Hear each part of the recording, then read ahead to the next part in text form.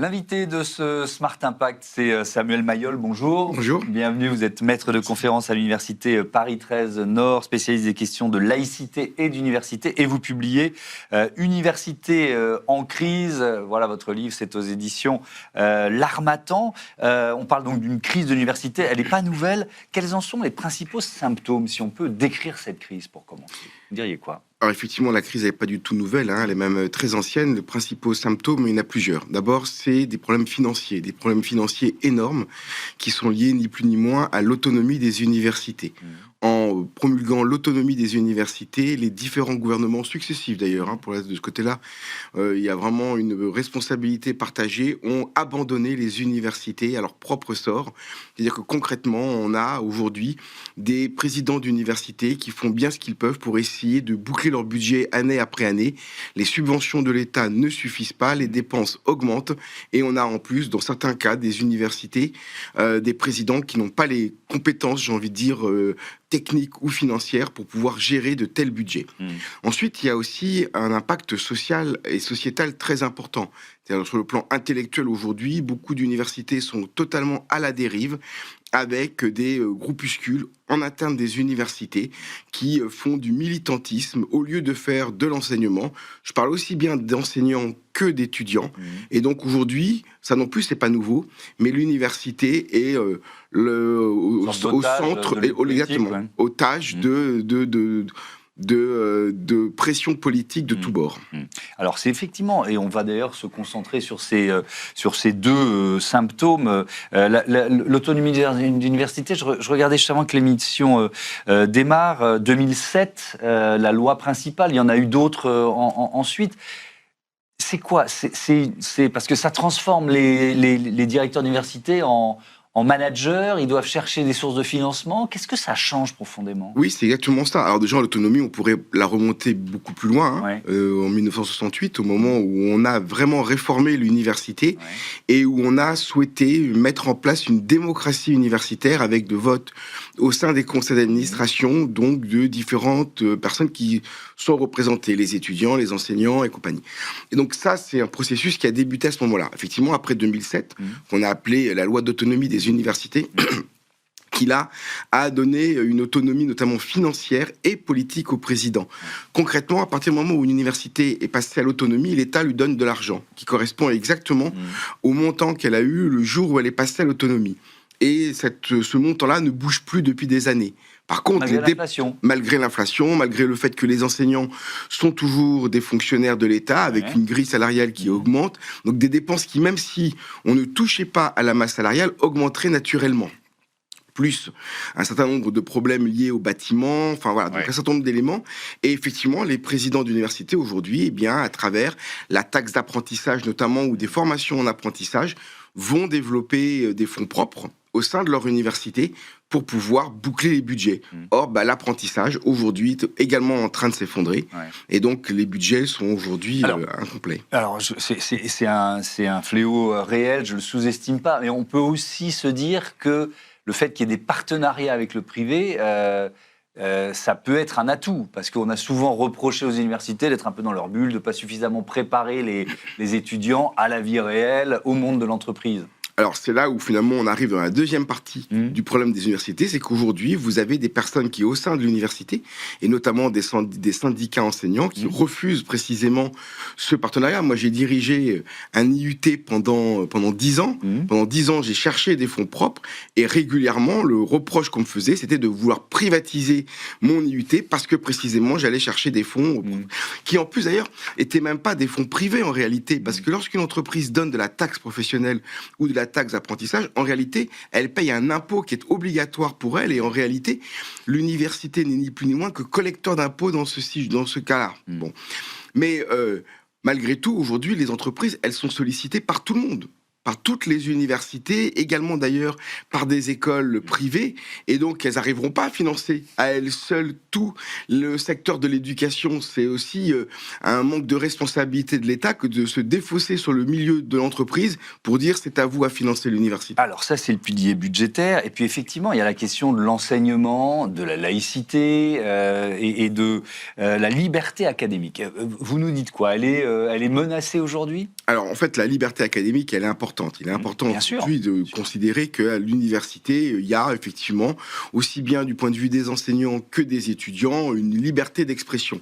Le problème, c'est que justement, au nom de cette liberté d'expression et des opinions éventuellement que l'on peut avoir envie de véhiculer dans l'université, on empêche le débat contradictoire et les autres opinions. Alors on a eu ça pendant des années, notamment dans des universités lyonnaises avec Forisson qui venait faire de l'extrémisme politique, plutôt d'extrême droite à l'époque, dans ces amphis. Aujourd'hui, on a un peu le phénomène inverse, où on a effectivement des conflits internationaux qui sont récupérés au sein des universités et qui amènent des enseignants et des étudiants à faire du prosélytisme politique, j'utilise bien le terme prosélytisme politique, et de confondre finalement l'estrade d'un amphi avec l'estrade d'un meeting politique. La laïcité, elle est, c'est vraiment en train de devenir un enjeu central à l'université. Est-ce qu'elle est mal comprise par justement la génération des, allez, on va dire 15-25 ? Parce qu'il y a aussi des questions au lycée, évidemment. Elle est mal comprise quand elle est mal expliquée, en réalité.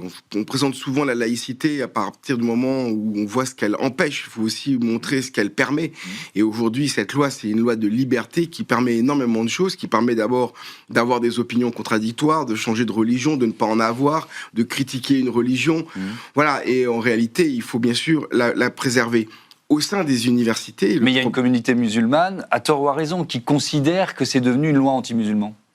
Mais c'est exactement ce que disait à l'époque l'Église catholique en 1905 quand la loi a été votée. Évidemment, aujourd'hui, ils ont bien compris que cette loi, elle les a plutôt protégés et donné une liberté qu'ils n'avaient pas d'ailleurs à l'époque.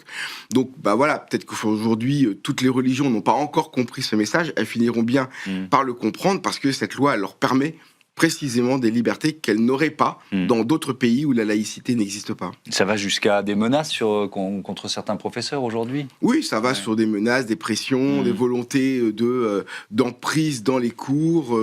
Voilà, il y a beaucoup de dérives. Vous parlez de pluralisme réel. Alors ça rejoint ce qu'on a dit sur la liberté académique, j'imagine, mais je veux bien que vous détailliez de quoi il s'agit et comment on peut le protéger, tout simplement. En fait, aujourd'hui, notre pays précisément, il permet cette pluralité d'opinions, ce pluralisme de pensée.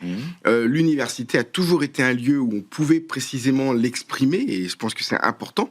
Mais au nom de ce pluralisme, il ne faut pas empêcher précisément que d'autres puissent avoir des opinions contradictoires.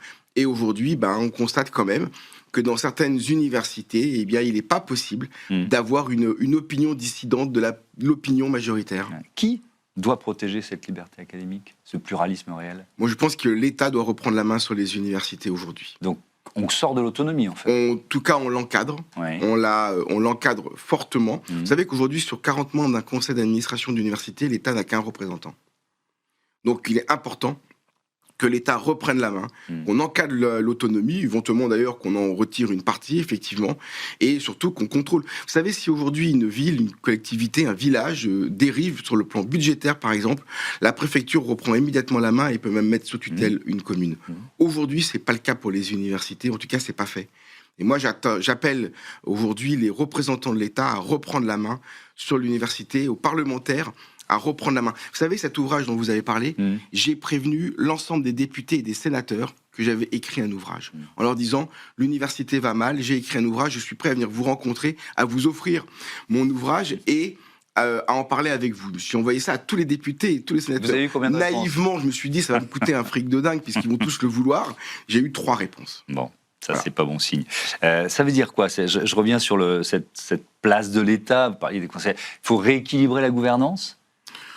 Oui, il faut rééquilibrer très clairement la gouvernance. Il faut ne pas faire de l'élection du président d'université un enjeu politique. C'est ça la réalité aujourd'hui. C'est devenu un enjeu politique et non pas un enjeu de savoir ou un enjeu scientifique. Est-ce que ça veut dire que l'université forme moins qu'avant, ou moins bien qu'avant, des citoyens critiques, des citoyens qui doutent, qui sont lucides, qui remettent en cause ce qu'ils lisent dans leur boucle internet, etc. Ah oui, ça j'en suis convaincu. Oui. J'en suis convaincu. Ça vient d'une part de certains enseignants qui effectivement aujourd'hui s'auto-censurent.